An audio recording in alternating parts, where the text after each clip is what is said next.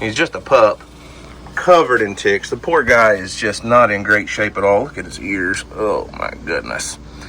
Little tiny little sharp teeth tell me my lack of attention to the pond over here has led to a beaver problem. And I can tell from here that they've But what's up, guys? It's Daniel from Arms Family Homestead, and I feel like we're kind of making we've come over the hump of the summer heat for a little while. It's we do not have a heat advisory today. I did get a notification on my phone this morning that said we're under a flood watch until tomorrow, and then I pulled up the weather and it says we have a 15% chance of rain. So I'm really confused by that, but according to the weather right now, the high today is 92, but it's like 75 outside this morning. Trying to get my day started. I've been doing a little work on the computer this morning and trying to figure out what all to do. You know, it's back to school season. It's my time has shifted because I have Houston and Jacoby and kids and everybody and all the activities, and probably doing a little less fishing and a little bit more farm work. Oh, bear. Morning, goats. And check on all the animals this morning, make sure everybody's doing good. We were actually gone for the weekend. Snuck away down to the lake house and had a good time.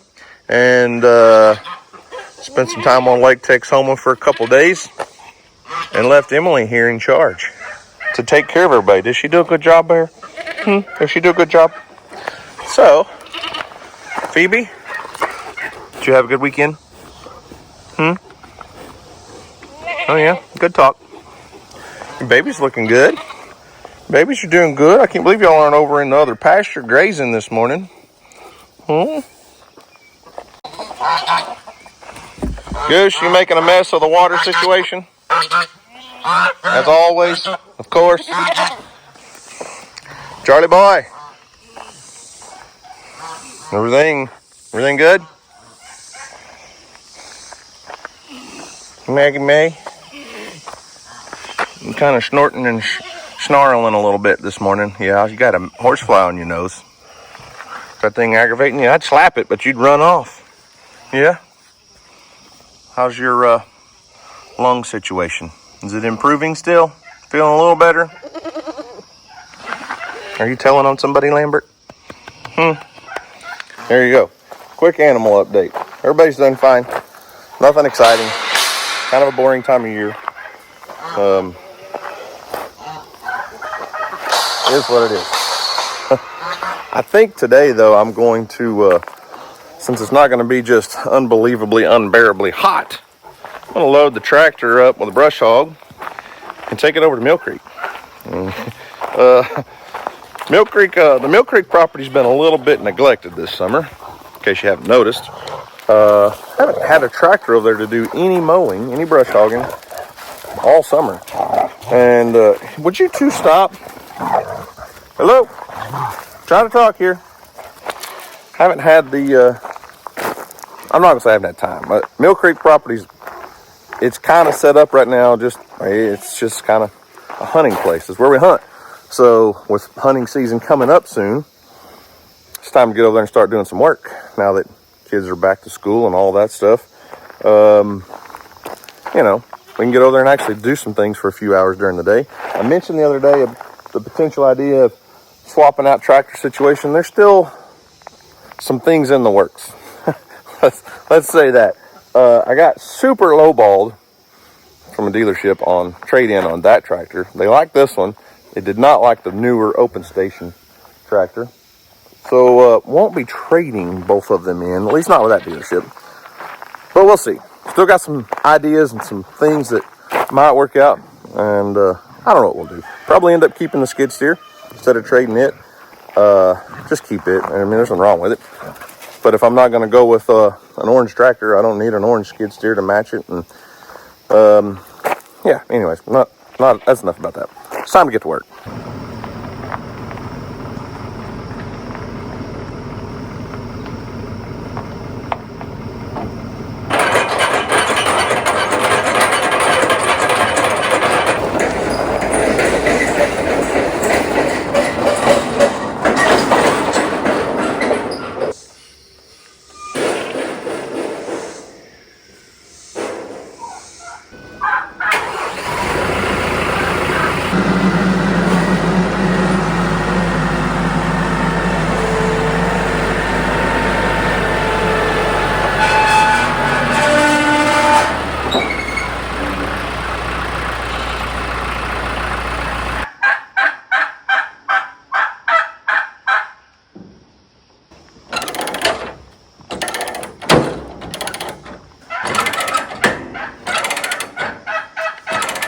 You know it's coming, right?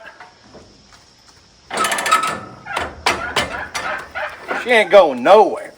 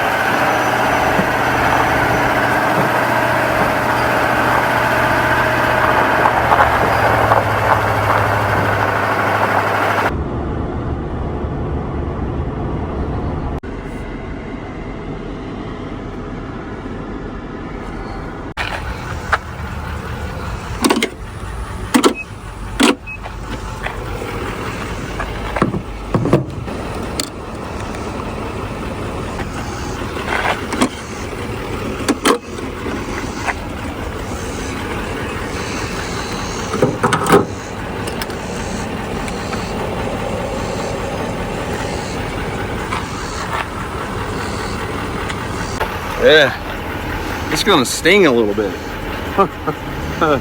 Off-road diesel for the tractors and skid steers and the excavators and all the stuff, and regular diesel in the pickup.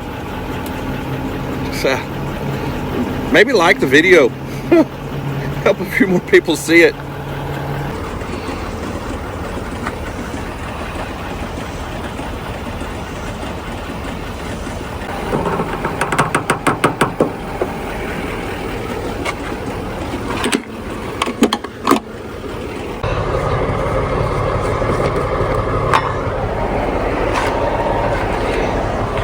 Next.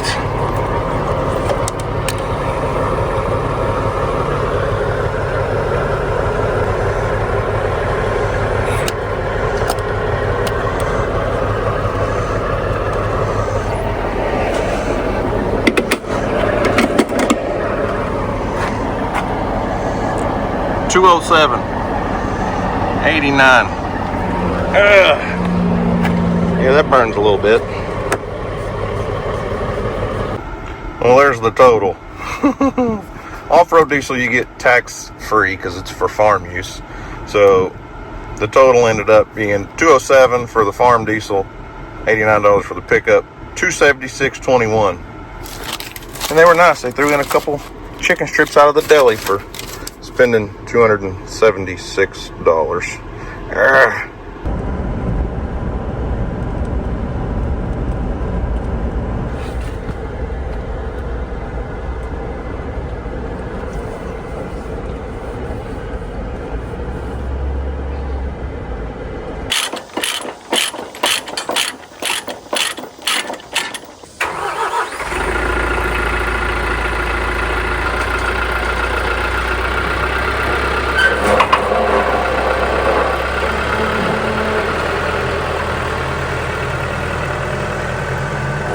So for those of you that may not be familiar, because we've always got new followers coming in, new subscribers coming in, this is what we call the Mill Creek property. There's a trailer house here where Weston lives. Several years ago, we had the opportunity to purchase 80 acres. Not this 80 acres, but the 80 next to it from a man named Buck, local guy. Had that piece of property in his family for many years, and we spent a lot of time and a lot of work cleaning and cutting cedar trees and mulching cedar trees and doing all this stuff, and started deer hunting on it. It's got a little cabin on it. And after a couple of years, the guy that owned this place, this 80 acres is directly next to it, called me out of the blue one day and said, "I'm fixing to sell my property. I don't want to put it on the real estate market, but I want to sell it to you." And I was like, listen, I don't think I'm ready. But I came and looked at it. We sat on the tailgate right out here of his pickup, sat on his pickup tailgate and talked. And he said, "Well, what will you give it for me?" And I was like, not a chance. I'm about to rattle off a number and offend a man on his piece of property about what it's worth. So I said, "You come up with a number and we'll see if we can make it work." And as you can see, here we are. Years later, it worked out. So now it's a 160 acre property.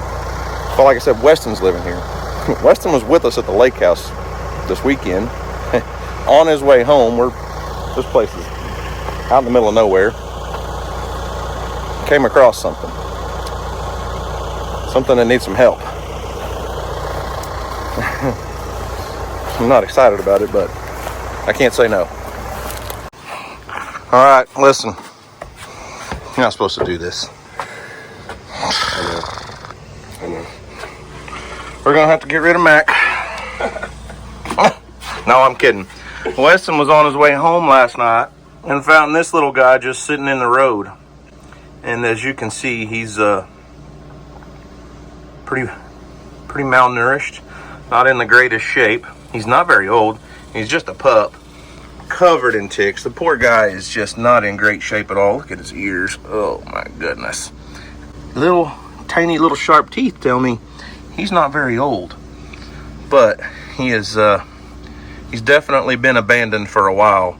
And those are not dirt spots. Those are all ticks that are falling off of him. The poor guy has just eaten alive. And this guy didn't know what to do, so he brought him home. I couldn't just leave him there. I can't do that. So here's what we're gonna do.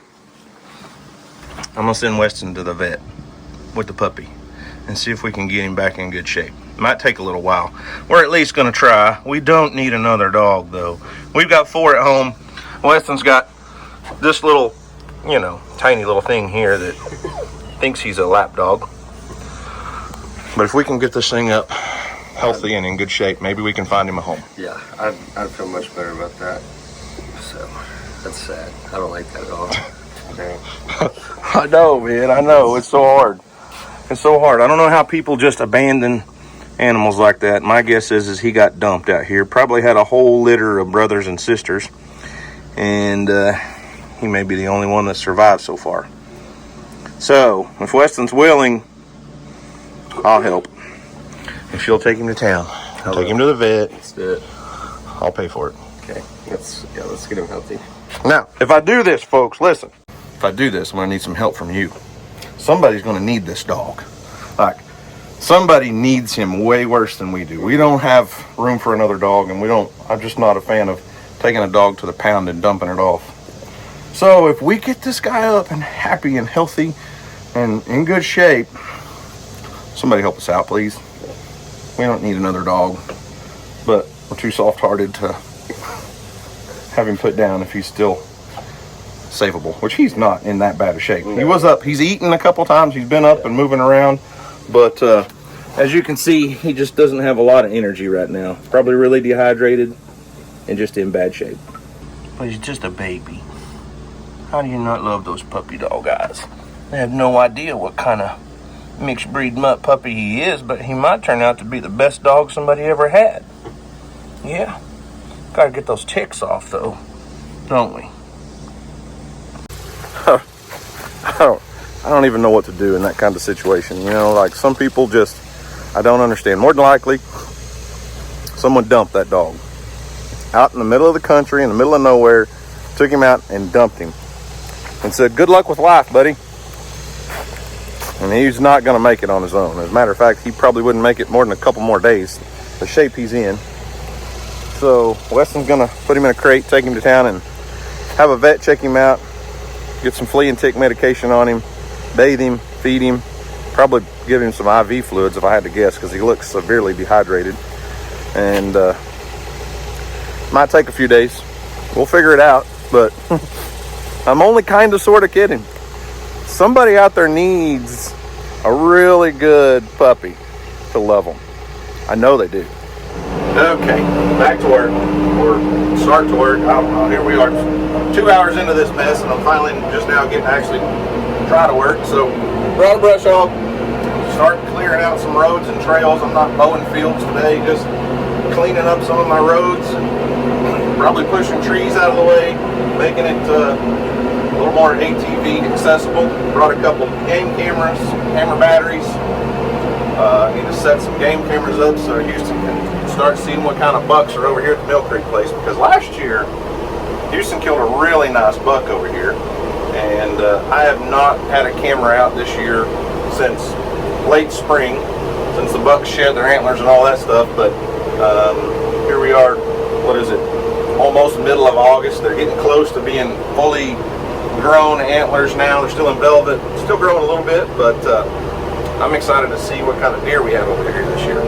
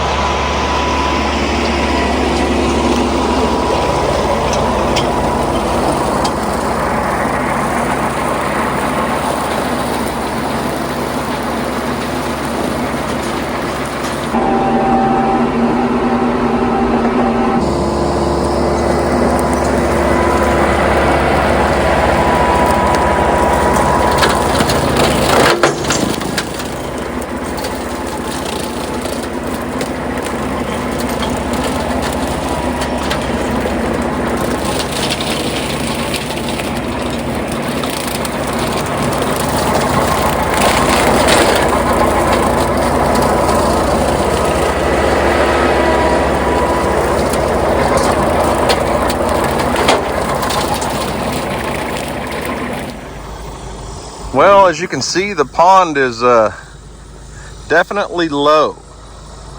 It spent most of the spring and summer at that water line right there.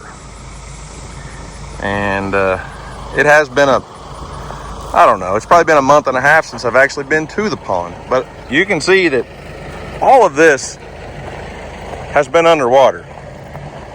And we've lost a ton of water in the pond just recently. You can kind of tell there was a high spot right there. I knocked some of this down with the brush hog, but you can see where the water's been. And I think I know exactly the problem. Beavers. I'm gonna go over and check out the pond dam, but I have a feeling my lack of attention to the pond over here the last couple months has led to a beaver problem. And I can tell from here that they've completely covered up the spillway pipe and burrowed a hole into the dam. So we may be losing water through the dam. That may be the problem. I'm not sure. I'll go over there and see. But one of my goals for this summer originally was to bring the skid steer and the excavator over here and dig this out another foot or so, just to bring the water level back into here permanently.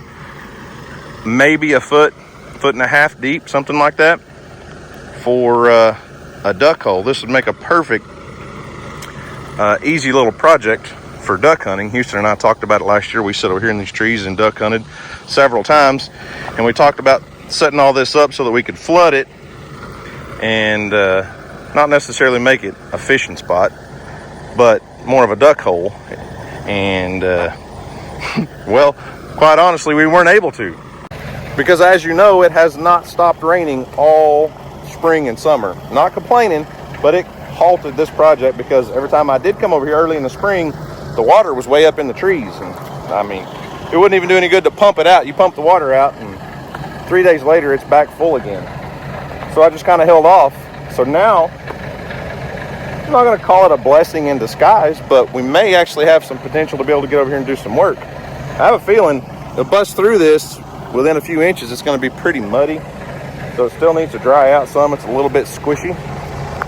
But I do see a lot of deer tracks. I brought one bag of feed, and I may set a game camera up over here just to see what's coming through. I've seen a few signs of some wild hogs, but not a lot. But the deer always travel through here. They always do. So I may set a camera up and dump out some feed right here just to see what starts coming in.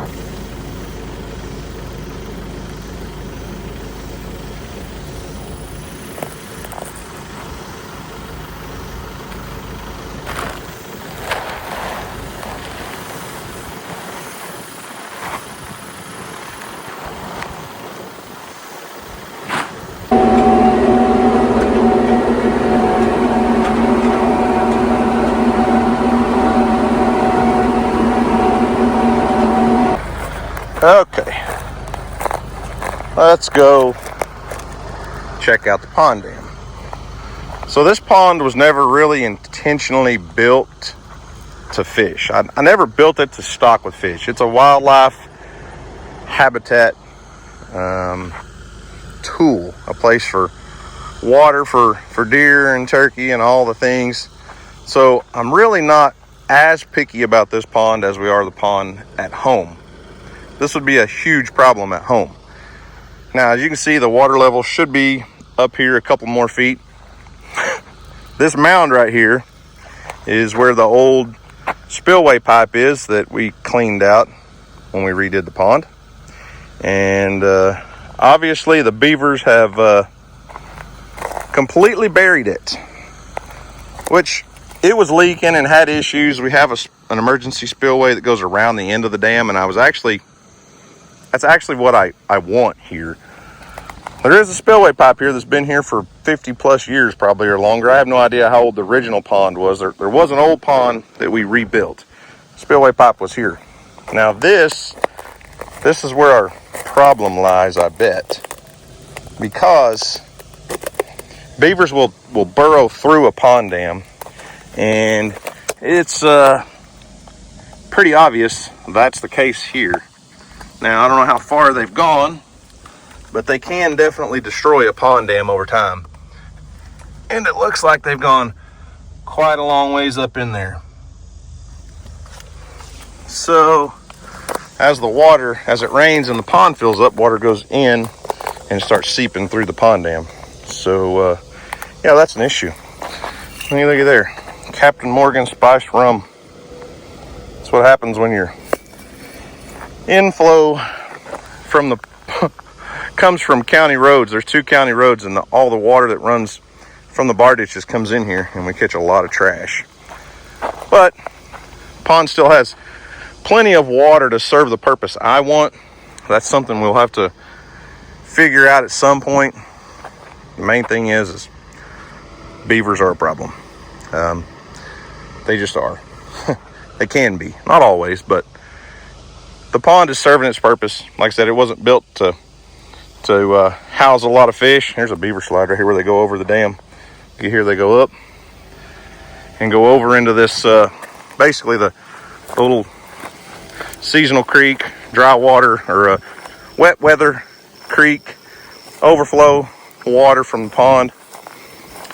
Goes that way. There probably shouldn't be that much water over here right now. So, definitely have a beaver problem. But like I said, it's not an emergency right now. It definitely needs to be taken care of. Probably this fall we need to trap some beavers, bring the excavator, reach down in there, dig that out, repack all that back in there. And then this does give us a chance if I have time to get over here and do some excavating and make that flooded area a lot bigger so that when the pond does fill up, but it's got good duck habitat.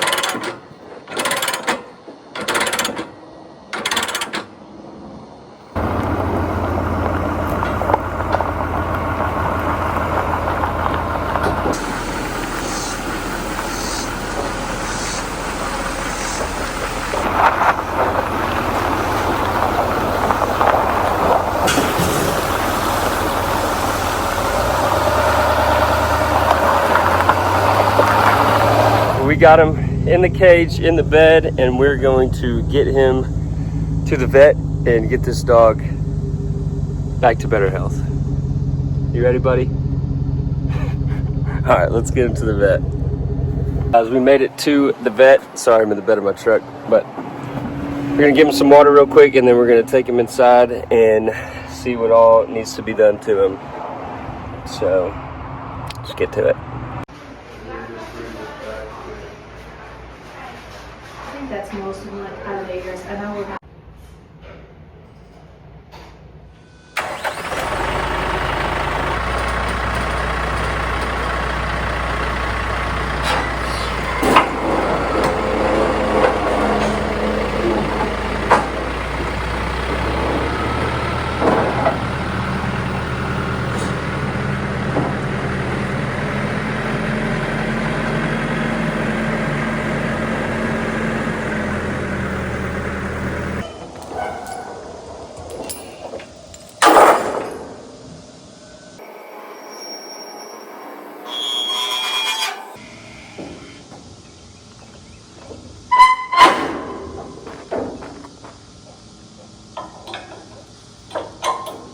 You guys remember this morning when I said, man, it's pretty nice out here. It's not too hot.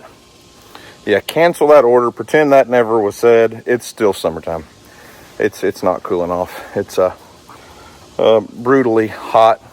Probably 95 degrees, but humidity's still high. I don't know where the flood warning's at. or why we got a flood warning this morning. Still no real chance of rain. It's kind of weird. So as you can see, Weston took the little puppy to the vet. He's really trying hard to talk his mom into letting him keep that dog, which is kind of funny because he's 23. He didn't live with us. He can't really afford another dog. He's got one, and he's busy. He's all over the place. He's, you know, doing 23-year-old guy stuff, and DJ's mom keeps his dog quite a bit, and he didn't need another dog. But everything sounds like everything at the vet turned out well. They bathed him and gave him a flea and tick medication, got all the ticks out of his ears, cleaned him up. Said he had looked like he'd been attacked by something, probably another dog, or could have been a coyote or something. I think if a coyote got after him, he'd have been gone. But overall, he's in really good health. There is a little bit of a mange issue, but I haven't talked to the vet. Weston handled it all. But the type of mange the dog has is not contagious. It won't spread from that dog to another one. And so they gave him shots, probably wormed him, I would assume, got rid of fleas and ticks, and I don't know what all else. There's no telling. I don't know how we get ourselves into these predicaments. I think we all do it from time to time, and I can't blame Weston. He was out just driving around a back road on his way home, and finds that little dog laying there, and you saw what he looked like earlier. He was not in good shape. And I don't know how anyone can be so cruel as to just dump dogs. But they do a lot, especially in rural parts of the country where we're at. People will dump entire litters of puppies. They'll take them out there in a box and will throw a little food on the ground and just leave 10 miles from the nearest town. And I hate that. Like, I feel like that's just horrible. But it happens. So I don't know what we're going to do with this poor puppy. I have no idea what kind of dog it is. I don't know anything about it. Other than he sure is cute. And he's friendly once he gets a little bit of energy. Weston's already fallen in love. The people at the vet were asking him what its name was. And he's like, I'm not giving it a name right now because I don't want to get attached. And I think he's already trying to get attached. He doesn't need a dog. We don't need a dog. So, stay tuned. Somebody out there needs this poor little puppy. Because I'll tell you what, I love our dogs. Our dogs have always been a huge part of my life. And, I mean, ever since DJ and I got together 20 years ago, we've been, well, close, yeah. We've been married 19 years, but we've always had at least one dog, usually 2 or 3 dogs. And they're just kind of, I don't know, an addiction, I guess. I mean, there's just nothing like a loyal dog. There's nothing else better, you know? I know some people like cats, and we got a few cats.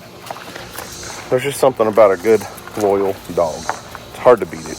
And makes you wish you had human friends like your dog friends. Because I'm telling you what, you can leave and be gone all day, doing whatever, come home, and it doesn't matter what you've done, where you've been, that dog loves you for who you are when you come home.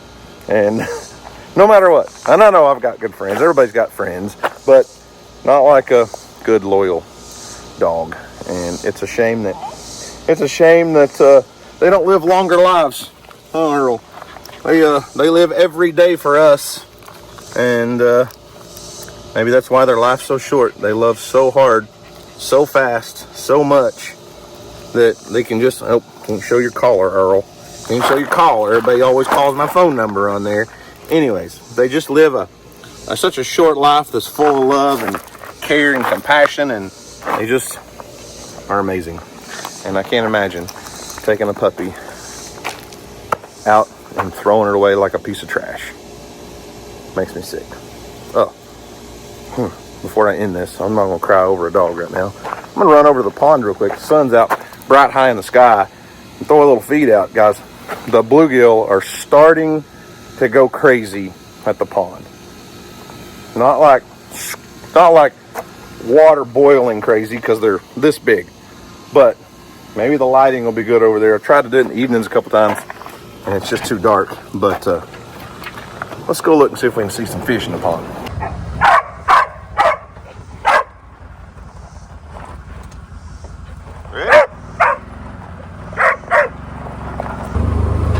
Earl, your friend, she crazy, man.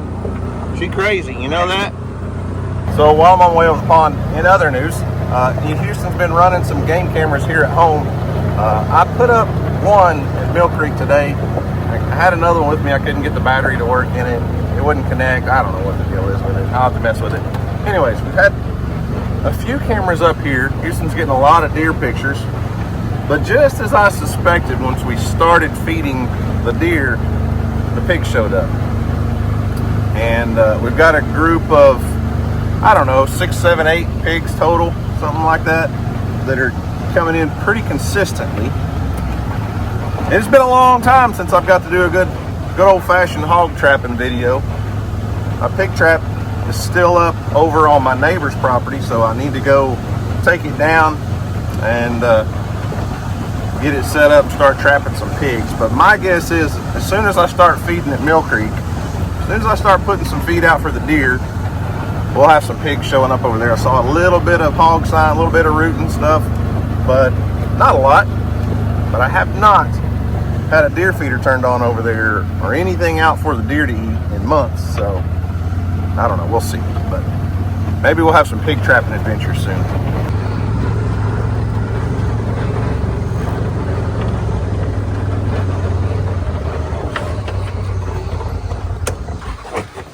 I need to order a ladder for the dock. I don't know if you guys can tell how muddy this is. Earl, don't go get in the water, please. You don't need to get muddy. You can tell how muddy the dock is, and that's because the kids have been over here swimming a lot. But I don't have a ladder on here yet, so I need to get a ladder bought to put on here. Earl, come here. Come here. Don't get muddy. But they jump off the dock and swim, but then they have to go back up into the mud and then come back out the walkway. Earl, quit trying to leave. Okay, let me throw out a little feed real quick. I'm not going to turn the feeder on because it throws it so far. But, Earl, come here. Let's give him a couple seconds. Earl, come here. Okay, you're here. All right. Here comes a gang of them. There you go. There's a pretty good view. It's really hard to get them on camera, but there are legitimately hundreds. There's one that's injured. I can see one kind of swimming sideways. Anyways, the bluegill population is doing well on our feeder. They're staying tucked in here close to the dock. Let's see if we can get them come back closer. The feed's kind of going off to the side there. Earl. Now they're small and that feed is mostly too large, but I'm almost out of this original fish food that I have. And once it runs out, I've got some smaller pellet sizes to replace it. And it'll be much better, but you can kind of tell the water's flickering everywhere. They're in there. They're eating and they're growing. And we should have another maybe 2 months of time that the fish will actually eat fish feed. Once it gets into the late fall, they'll get off the fish feed and won't. I'll turn the feeder off because they won't hardly eat it. But even the bigger pellets, as they dissolve a little bit, those bluegill bump them and they come apart, and then they take them and eat them anyways. So it's going to take a while to have any big fish out here, but isn't that cool to see? Every time I come over here, I'm amazed at what we've built and what this used to be and what it was and what it fell apart into. You find a cooler spot, buddy? You're sitting on the buggy. It blows my mind every time I think about it. And we don't have any, bluegill really to speak of that are big enough to catch on a fishing pole, but I guarantee you by next spring they will be. And then soon after that, we'll be stocking this thing with a lot of bass. I just don't feel like it's a good idea to do it this fall.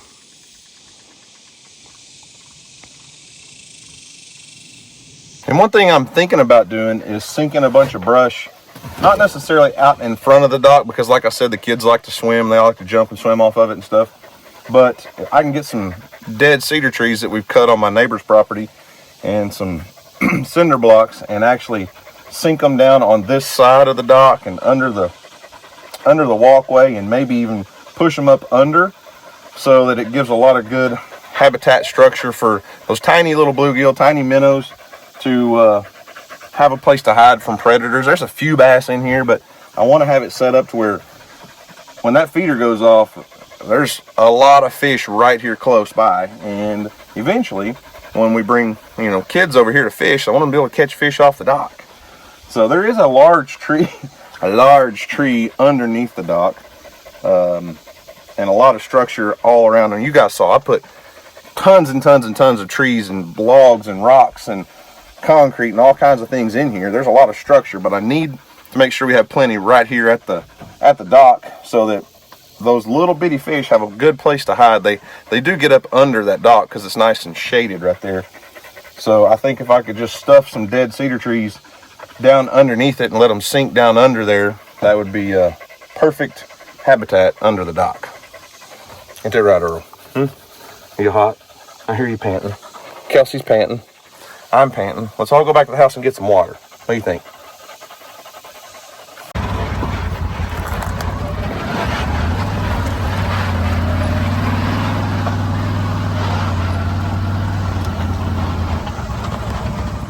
So anyways, that's going to wrap it up for me today. The kids are, Houston and DJ are on their way home.